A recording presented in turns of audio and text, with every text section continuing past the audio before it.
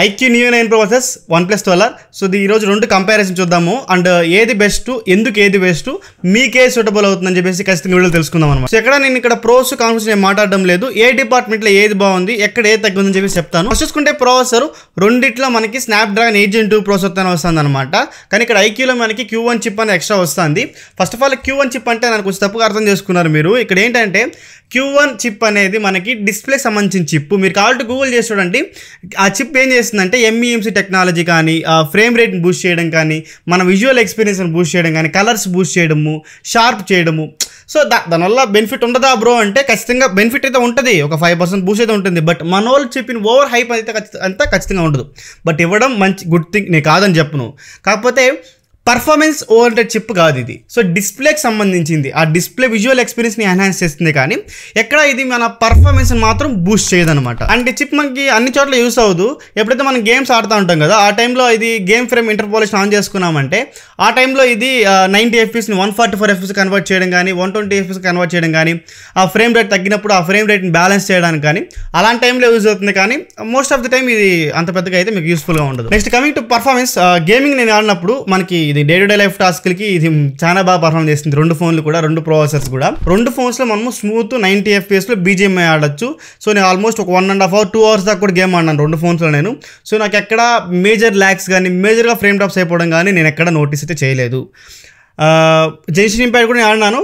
కొంచెం జెన్షన్ ఇంపాక్ట్ ఆడేటప్పుడు అయితే కొంచెం టెంపరేచర్స్ అయితే రైజ్ అయింది. ఒక 43 degrees దాకా ఇది వెళ్ళింది. ఒక 41 పాయింట్ సంథింగ్ 42 అనుకోండి ఇది. సో ఒక 42 degrees దాకా ఇది వెళ్ళింది అనమాట. సో టెంపరేచర్స్ కూడా కంట్రోల్లోనే ఉంది. 43 కూడా కొంచెం ఎక్కువే, ఎందుకంటే ఆల్మోస్ట్ సమ్మర్ స్టార్ట్ అయిపోయింది అనుకుంటా.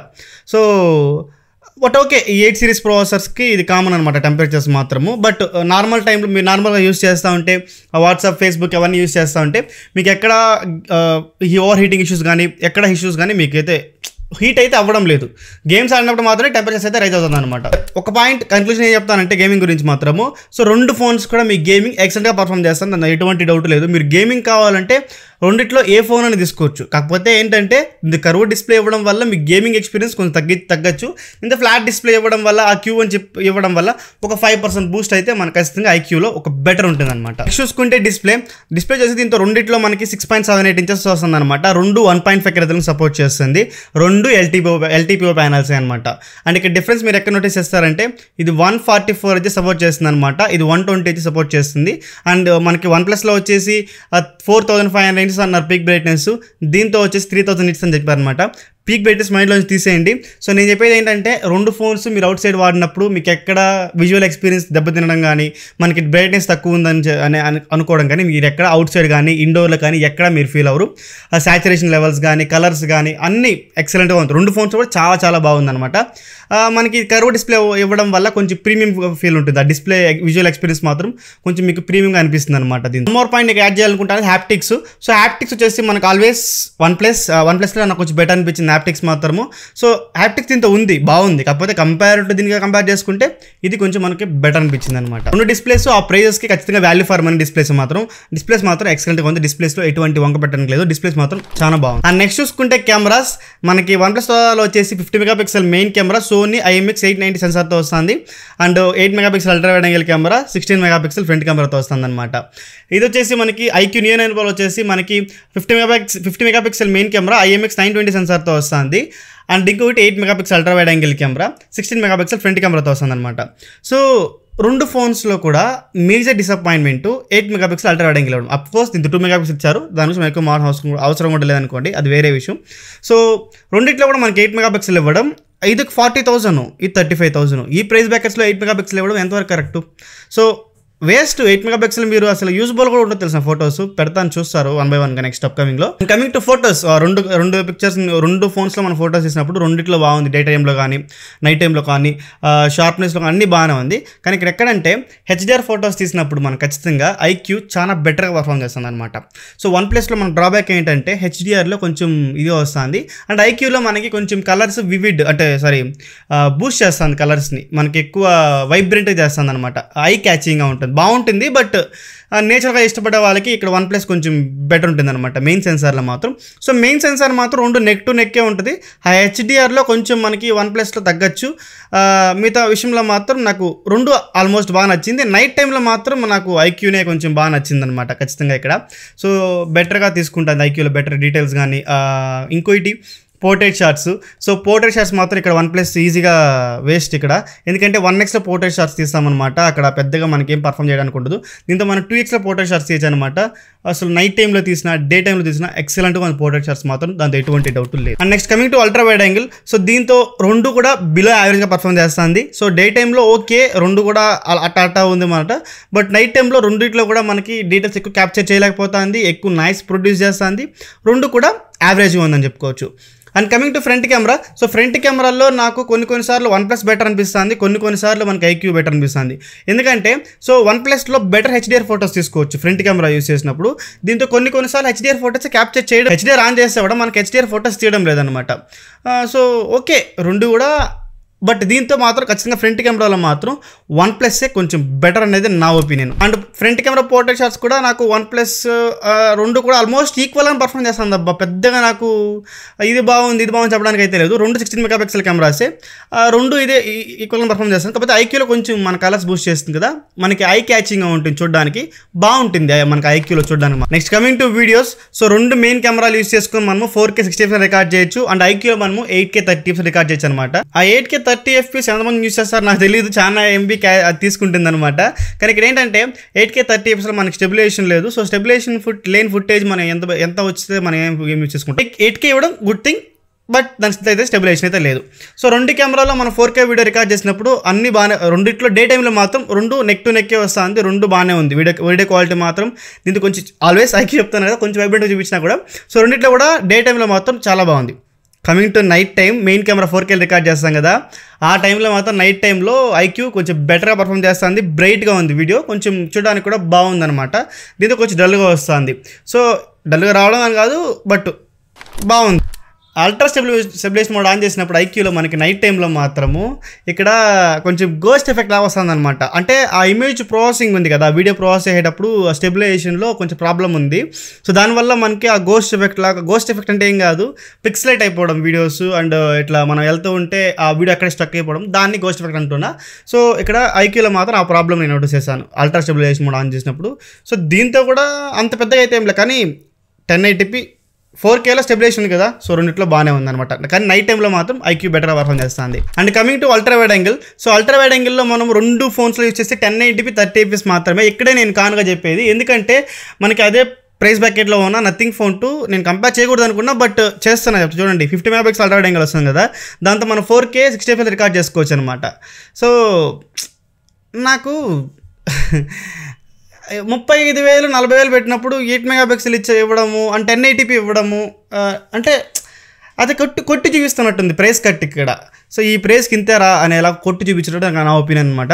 సో కానీ 1080p వీడియో మాత్రం అంత పెద్దగా అయితే ఏం లేదు. డే టైంలో కానీ నైట్ టైంలో కానీ రెండిట్లో ఐక్యూలో కానీ దీంతో కానీ పెద్దగా అయితే చెప్పుకోదగ్గ వీడియోస్ అయితే ఏం రికార్డ్ చేయడం లేదు ఇక్కడ. And front camera. So front కెమెరాలో కూడా మనం వీడియోస్ వచ్చేసి డే టైంలో కానీ నైట్ టైంలో కానీ, సో ఓకే డే టైంలో మాత్రం ఓకే, బట్ దీంతో మనకి స్టెబిలైజేషన్ లేదు. సో వన్ ప్లస్లో ఎక్కువ మనకి ఓవర్గా ఎక్స్పోజ్ అయిపోతుంది అండ్ స్టెబిలైజేషన్ లేదు. బట్ ఐక్యూలో ఆ ఓవర్ ఎక్స్పోజ్ కానీ కొంచెం ఫుటేజ్ కొంచెం స్టేబుల్ అయితే లేదు, బట్ దీంతో కంపేర్ చేసుకుంటే కొంచెం స్టేబుల్గానే ఉంది. అండ్ నైట్ టైంలో రెండు కూడా బిలో యావరేజ్. నైట్ టైంలో వీడియో 1080p కదా, సో బిలో యావరేజ్గానే ఉంటుంది అనమాట, అంత పెద్దగా అయితే గొప్పగా అయితే లేదనుకోవచ్చు. కెమెరా డిపార్ట్ గురించి అయితే, సో కెమెరా గురించి నేను చెప్తానంటే ఐక్యూ కొంచెం బెటర్గా పర్ఫామ్ చేస్తుంది మనం వన్ ప్లస్తో కంపేర్ చేసుకుంటే. మెయిన్ కెమెరా విషయంలో మాత్రం వీడియోస్లో కావచ్చు, పోర్ట్రేట్ షాట్స్ కావచ్చు, నైట్ టైంలో కావచ్చు, డే టైంలో కావచ్చు, అన్నింటిలో మనకి ఐక్యూ మెయిన్ సెన్సార్ ఏదైతే ఉందో కొంచెం బెటర్గా పర్ఫామ్ చేస్తుంది. అండ్ ఫ్రంట్ కెమెరా కూడా బాగుంది, రెండు కూడా నెక్ టు నెక్ వస్తుంది ఫ్రంట్ కెమెరా. సో కెమెరా సెషన్లో ఖచ్చితంగా ఇక్కడ ఐక్యూ వన్ స్టెప్ బాగుందని చెప్పుకోవచ్చు అనమాట. ఆబ్వియస్లీ ఐక్యూ కొంచెం బెటర్గా పర్ఫామ్ చేస్తాను కెమెరా సెషన్లో మాత్రం. Next coming to UI and software experience గురించి మనం ఆడుకుంటే, సో రెండిట్లో మనకి Android 14తోనే వస్తుంది. ఇది FunTouch OS 14తో వస్తుంది. ఇది ColorOS 14, సారీ OxygenOS 14 అంటారు కదా మీరు, బట్ ఇది ColorOS 14 అనమాట. మీరు ఎంతనే చెప్పండి, ఇది ColorOS. ఇది బ్రో నేను ఎన్నో ఫోన్లు వాడినాను, రియల్మీ కానీ ఇవన్నీ మీరు పక్కన పెట్టి చూడండి, వన్ ప్లస్ని, రియల్మీని, ఒప్పోని, మీకు క్లియర్గా మీకే అర్థమైపోతుంది ఇది ColorOS OxygenOS అని. OxygenOS చచ్చిపోయి చాలా కాలం అయిపోయింది. అది మీకే అర్థమవుతుంది ఫ్యూచర్లో.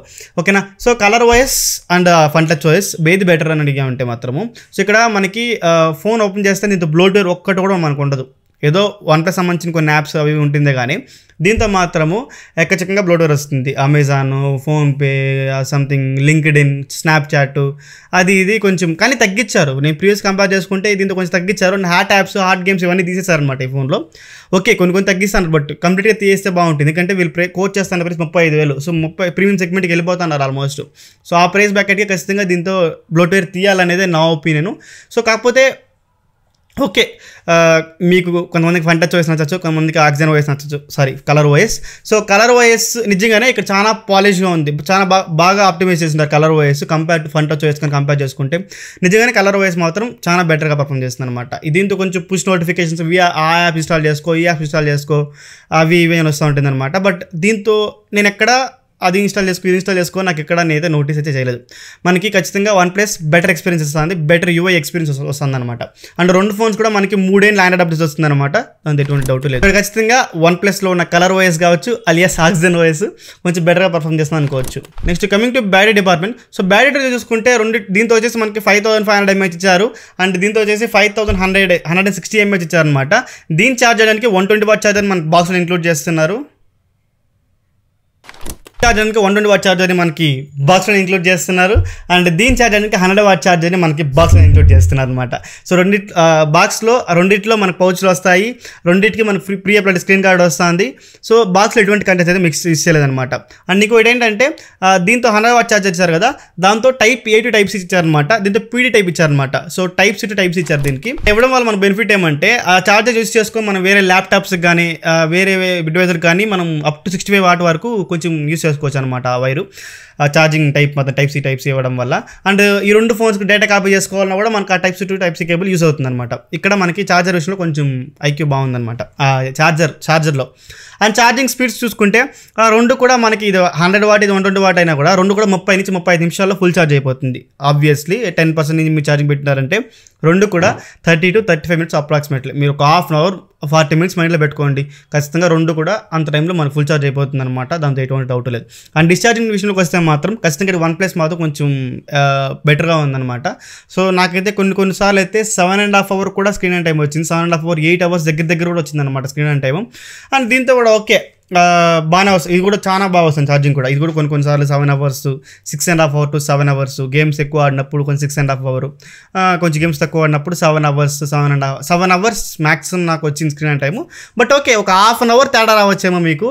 సో మీకు చెప్పా కదా ఇనిషియల్గా 1% కూడా డ్రాప్ అవ్వలేదని చెప్పేసి, అది ఇనిషియల్గా మీకు డ్రాప్ అవ్వకపోయినా బట్ గ్రాడ్యువల్లీ మీకు చాలా ఫాస్ట్ డైన్ అవుతుంది. ఇది ఒక 50% దాటిన తర్వాత కొంచెం ఫాస్ట్ డైన్ అవుతుంది OnePlus సోలార్ మాత్రము. బట్ ఓకే వాడు ఇవ్వడం 5500 mAh మనకు క్లియర్గా అర్థమైపోతుంది అక్కడ OnePlus సోలార్ బెటర్ బ్యాటరీ ఉందని చెప్పేసి. సో ఖచ్చితంగా బ్యాటరీ డిపార్ట్మెంట్లో మాత్రము OnePlus సోలార్ కొంచెం బెటర్గా పర్ఫామ్ చేస్తుంది అనమాట. నెక్స్ట్ చూసుకుంటే build quality and design. So design మీ పర్స్పెక్టివే, ఏ డిజైన్ నచ్చిందని మీ ఒపీనియన్ మీరు చూసుకోవచ్చు అనమాట. బట్ బిల్డ్ క్వాలిటీ విషయంలో మాత్రం ఖచ్చితంగా OnePlusలో మనకి అల్యూమినియం ఫ్రేమ్ వస్తుంది, Victus 2 ప్రొటెక్షన్ వస్తుంది, మనకి గ్లాసు బ్యాక్ సైడ్ చూసుకుంటే మనకి కార్నింగ్ రోలర్స్ 5 ప్రొటెక్షన్తో వస్తుంది అనమాట. బట్ దీంతో చూసుకుంటే మనకి పాలికార్బోనేట్ ఫ్రేమ్ వస్తుంది. అల్యూమినియం ఫ్రేమ్ అయినా ఇచ్చిండాలి, బట్ వీళ్ళు పాలికార్బోనేట్ ఫ్రేమ్ ఇచ్చారు. అండ్ మనకి స్కాచ్ ఇంజెక్షన్ గ్లాస్ అంట, అది ప్రొటెక్షన్ ఇంక వేగన్ లెదర్తో వస్తుంది. ఇంకో వేరియంట్లో గ్లాస్ బ్యాక్ వస్తుందని చెప్పారు కానీ ఏ ప్రొటెక్షన్ వాళ్ళు మెన్షన్ చేయలేదన్నమాట. సో ఖచ్చితంగా ఇక్కడ OnePlus ఒక బెటర్ బిల్డ్ క్వాలిటీ మనకు ఆఫర్ చేస్తుంది. సో బిల్డ్ క్వాలిటీ విషయంలో మాత్రం ఖచ్చితంగా OnePlus ఒక బెటర్ బిల్డ్ క్వాలిటీ మనకు ఆఫర్ చేస్తుంది. సో బిల్డ్ క్వాలిటీ విషయంలో మాత్రం ఖచ్చితంగా OnePlus బెటర్ అనమాట. NFC సపోర్ట్ చేస్తుంది, దీంతో మనకి NFC సపోర్ట్ చేయదు. సో ఇక్కడ చాలా డ్రాబ్యాక్ దీనికి. మనకి iQOO Neo 9 Proకి ఎవరైతే డెబిట్ కార్డ్స్ అవన్నీ ఫోన్పే గూగుల్ పేలో యాడ్ చేసుకొని ట్యాప్ అండ్ పే చేయాలనుకుంటున్నారో ఖచ్చితంగా వాళ్ళకి ఇక్కడ సపోర్ట్ చేయదన్నమాట. సో NFC అంటే ఏం అడిగారు కదా, సో NFC అనేది ఒక హార్డ్వేర్ సంబంధించిందే. దాంతో NFC ట్యాక్స్ అని కూడా ఉంటుంది, మీరు చూడండి ఒకసారి. ఆ NFC ఏంటంటే మనకి డివైస్ టు డివైస్ కమ్యూనికేట్ చేసుకోవడానికి యూజ్ అవుతుంది అనమాట.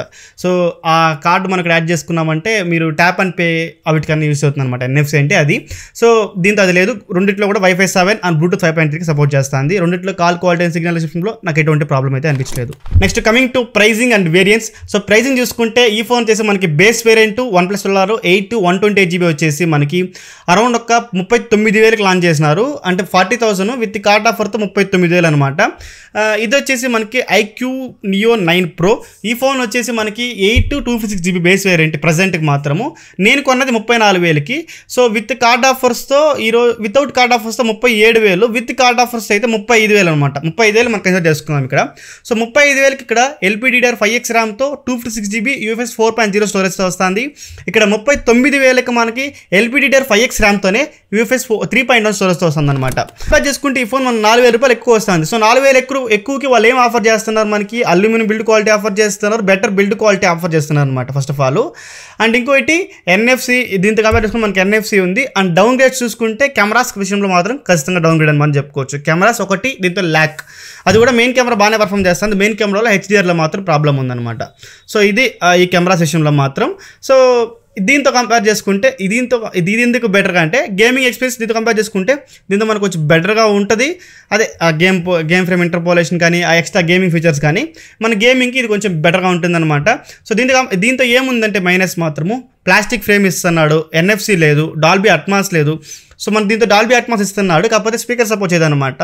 మీరు డాల్బీ అట్మాస్ ఉన్న ఇయర్ ఫోన్స్ వైర్లెస్ కానీ వైడ్ కానీ పెట్టుకుంటే ఎక్సలెంట్గా సౌండ్ వినడానికి మాత్రం, బట్ స్పీకర్స్ ఇవ్వకపోవడం మాత్రం నాకైతే నచ్చలేదు. But okay, so Dolby vision లేదు, డాల్బీ అట్మాస్ కూడా మనకు దీన్ని సపోర్ట్ చేయదనమాట. సో అది దీంతో ఉండే నెగిటివ్ పాయింట్స్ నేను నోటీస్ చేసింది మాత్రము. బట్ రెండు కూడా ఆ ప్రైస్కి ఖచ్చితంగా న్యాయం చేస్తుంది. సో మీకు నేను చెప్పేది ఏంటంటే బెటర్ OS ఎక్స్పీరియన్స్, కెమెరాస్ కొంచెం యావరేజ్గా ఉన్నా ఓకే, కొంచెం బెటర్ బిల్డ్ క్వాలిటీ కావాలా, కర్వ్ డిస్ప్లే నాకు కావాలనుకున్నప్పుడు ఖచ్చితంగా మీరు OnePlus 9 స్టిల్ కన్సిడర్ చేయొచ్చు. గేమింగ్ కూడా బాగానే ఉంది, ఎటువంటి ప్రాబ్లం లేదనమాట. సో స్ట్రిక్ట్లీ 35,000 పెట్టుకోగలుగుతాను బ్రో. సో ఓకే అనుకుంటే, సో ప్లాస్టిక్ బిల్డ్ క్వాలిటీ ఉన్నా నాకు పర్లేదు, NFC లేకున్నా నాకు పర్లేదు, డాల్బీ విజన్ సపోర్ట్ చేయలేకపోయినా ఓకే అనుకుంటే మాత్రము. సో ఖచ్చితంగా బెటర్ కెమెరాస్తో, బెటర్ పర్ఫార్మెన్స్తో, బెటర్ బ్యాటరీ బ్యాకప్తో అన్నీ బాగానే ఉంది, అన్నీ ఈక్వల్గా OnePlus కంపీట్ చేస్తుంది. సో OS ఎక్స్పీరియన్స్ మాత్రం కొంచెం మీకు దాంతో పోల్చుకుంటే ఇది కొంచెం తగ్గుతుంది అనమాట. సో కాంప్రమైజ్ చేసుకుంటే IQ Neo Pro one of the best option ఇక్కడ. సో రెండు కూడా ఆ ప్రైస్ బ్రాకెట్కి ఖచ్చితంగా న్యాయం చేస్తుంది. 35,000కి ఈ ఫోన్ న్యాయం చేస్తుంది, అండ్ 39,000కి కూడా ఖచ్చితంగా జస్టిఫై చేస్తుంది అనమాట. రెండు కూడా ఆ ప్రైస్ బ్రాకెట్కి ఖచ్చితంగా మంచి ఫోన్సే. సో కెమెరా సెషన్లో మాత్రమే రెండిట్లో కూడా 8 మెగాపిక్సెల్ ఇవ్వడం రెండిట్లో డ్రాబ్యాక్స్ అని నేను అనుకుంటున్నాను అనమాట. IQ and OnePlus future next upcoming మోడల్స్లో 8 మెగాపిక్సెల్ తీసి ఫ్యూచర్ 16 మెగాపిక్సెల్ 50 మెగాపిక్సెల్ అని తీసుకొస్తారని అనుకుందాము. సో ఇది guys OnePlus 12 versus IQ Neo 9 Pro ఒక ఫుల్ కంపారిజన్ వీడియో. సో ఇంకేం డౌట్స్ ఉంది కింద కమెంట్స్లో మెన్షన్ చేయండి. మోస్ట్ వెల్కమ్ ఎప్పుడైనా ట్రై చేస్తాను. దిస్ ఇయర్ సైనింగ్ ఆఫ్, ఫైల్ సింగ్, thanks for watching, bye bye now.